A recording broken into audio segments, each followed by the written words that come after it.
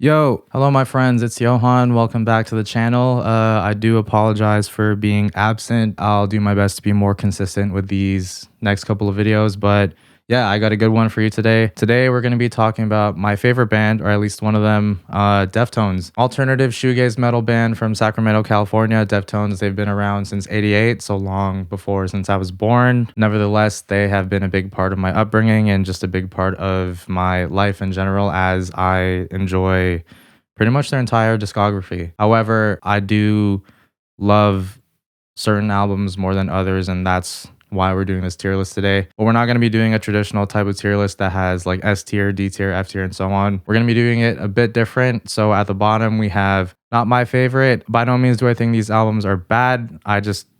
They're not my favorites. I don't like them as much as the other ones. Above that, we got okay, which is pretty self-explanatory. Above that, we have underrated. These are albums that I think that deserve to be listened to more and deserve to be recognized as up there with, all the other great Deftones albums. Above that, we got my favorites. These are the ones that I listen to the most. And above that, finally, we got goated. I think we all know which albums are going to be in this tier. Yeah, with all that out of the way, here is me tier ranking all of Deftones' albums. Starting us off, we have Adrenaline, which is Deftones' debut album that dropped in 1995. Yeah, this thing's underrated. I was listening to this in the car a couple of days ago while I was doing errands, and I just took in how much fun I had, listening to this thing. In most cases, at least, the debut album of a band or an artist should never be the best one, unless you're Weezer. Nevertheless, I still hold that this thing is great, and I think more people need to listen to it, and those that do listen to it, I think they should talk about this album as, slowly peering into, I'd say this is an A tier Deftones album. Bored, Minus Blindfold, Root, Lifter, Engine Number 9. These are all solid songs. This is also Deftones at their most nu metal, and I know that they have grown significantly since this album, but hey, I love this thing. I listen to this constantly, and that's why I think it's an underrated.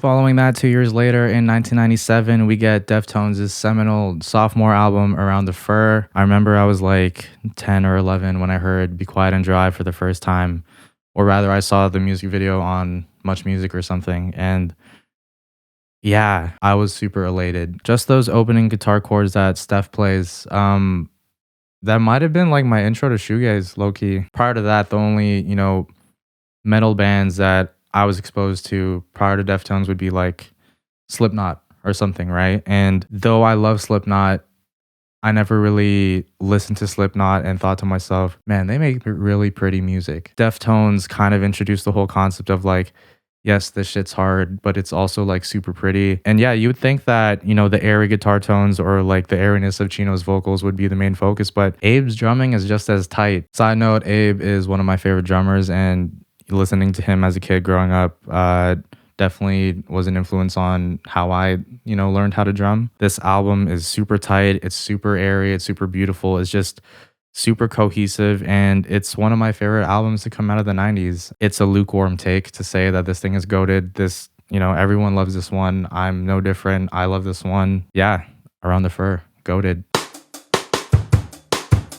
In the year 2000, we get Deftones' third and most iconic album, White Pony. This thing is goated, just like Around the Fur. I don't think it's unfair to say that. I think that's pretty much fact. If I were to introduce someone to Deftones for the first time, this is the album that I would play for them, just because it basically takes what they did on White Pony, but just made it more accessible and more appealing sonically, but it's still hard and cohesive and beautiful and doesn't stray away from anything that Deftones have done prior. Obviously, their most streamed and most popular song, Change in the House of Flies, is here, but also Digital Bath, which features probably my favorite drum part of all time. Passenger, Back to School, all these songs on White Pony, they're all fantastic. Also, look at the album art. Though it's not my favorite thing ever, it has that Dark Side of the Moon kind of aspect to it that anyone and their mom could pick out. Yeah, this thing is goated. White Pony's phenomenal. It's fantastic. I still think Around the Fur is better, but that's just me personally. But nevertheless, White Pony's goated for a reason. Following White Pony, we get Deftones' self-titled record in '03. Yeah, unfortunately, this one doesn't do it for me. You'd think that a self-titled record would be like, like especially following something as awesome as White Pony. Yeah, Minerva is great, I guess. Though I think B-Sides and Rarities is better than the self-titled record. I pretty much have, similar things to say. This thing's okay. I do enjoy some of the covers that are on here. And I do also enjoy the acoustic versions of their hits, Be Quiet and Drive, Change, Digital Bath. Like, these are all great. This B-Sides and Rarities record is just one of those things. It's kind of like a movie that you put on in the background while everyone else is doing something else. I don't listen to this one attentively. This is just it is what it is. It's okay. I'm definitely gonna piss a lot of people off with this one, but I don't think Saturday Night Wrist is as amazing as most people make it out to be. Don't get me wrong, I do think sonically this might be Deftones' best sounding record. The guitars are great, Gino's singing is great, the drums are great, specifically the snare tone that Abe has. It's my favorite, actually. I just never loved this one as much as other people did. Obviously, Cherry Waves is probably a top 5 Deftones song for most people, at least to me, top 10 easy. Xerxes is great. Pink Cell Phone, though. I will give this album grace, though, considering that this was the last time that we get to hear Chi Chang on bass prior to his passing. Rest in peace, Chi. Thank you. But nonetheless, I stand by what I said. A lot of people think this thing is goated. I respectfully disagree. This one's okay. This is my favorite Deftones record. In 2011, Deftones released a covers album, which obviously has covers on them. Though this thing is really similar to the B-Sides and Rarities record, this covers album just has a lot more sauce and cohesion to it. Obviously their cover of The Smiths' Please, Please, Please, Let Me Get What I Want is beautiful. To me, my favorite on this one is the Sade cover of No Ordinary Love. I think it's awesome. I think it's beautiful. I think this covers album is underrated. I think more people should listen to it. Like what I said about Adrenaline earlier, this thing is such a let me put on something while I run my errands, type of album, and it just makes your day a lot more enjoyable. This is my favorite Deftones record. In 2016, we get the album Gore. Unfortunately, this one doesn't really do it for me either, which is a shame considering how nice it sounds, kind of like the same thing that I said about Saturday Night Wrist. I actually do think that Gore is one of the better sounding Deftones albums all across the board. I think the mix is great, but for me, unfortunately, it just doesn't deliver all that much. It's one of those things where everything sounds pretty, but there's just no weight or brevity to it, which is unfortunate considering how it starts off really strong with the opener, Prayers and Triangles. I don't have that much to say about Gore. I'm gonna slide it right next to their self-titled and not my favorite, just because it's one of those. It's not my favorite.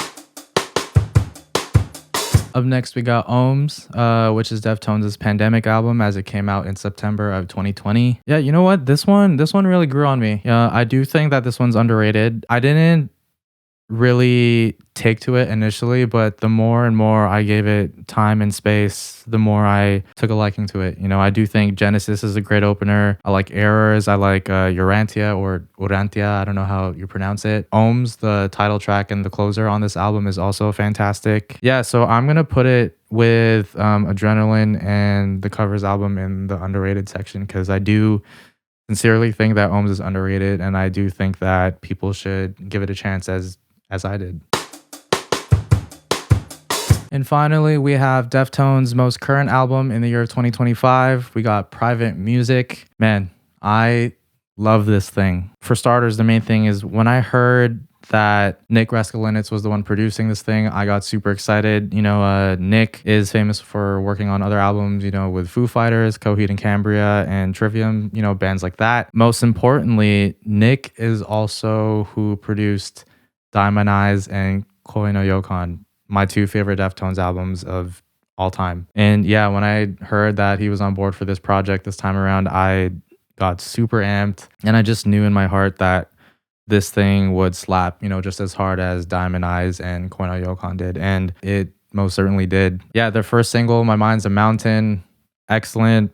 Milk of the Madonna, excellent. My personal two favorite songs on Private Music are Infinite Source and CXC. I'm gonna slide Private Music right next to, Koi no Yokan and Diamond Eyes with my favorites. I know it's only been out this year and I know it's their most recent body of work, but I just love this thing so much. I love how it sounds. I love how it feels, and I think the more years that pass by, I think we're gonna recognize this thing as up there. Private Music is a return to form, so to speak, just because of how much I love the Diamond Eyes Koi no Yokan cycle of Deftones, and I'm just happy that we're back. There you have it, guys. That concludes me tier ranking my favorite band of all time, Deftones, and their albums. Yeah, this was so much fun. Let me know what your favorite Deftones albums are, and also let me know if you want me to tier rank the albums of any other artist or band. Yeah, hopefully I could do more of these in the future. But yeah, till next time, hope you have a good day. Take care. Peace.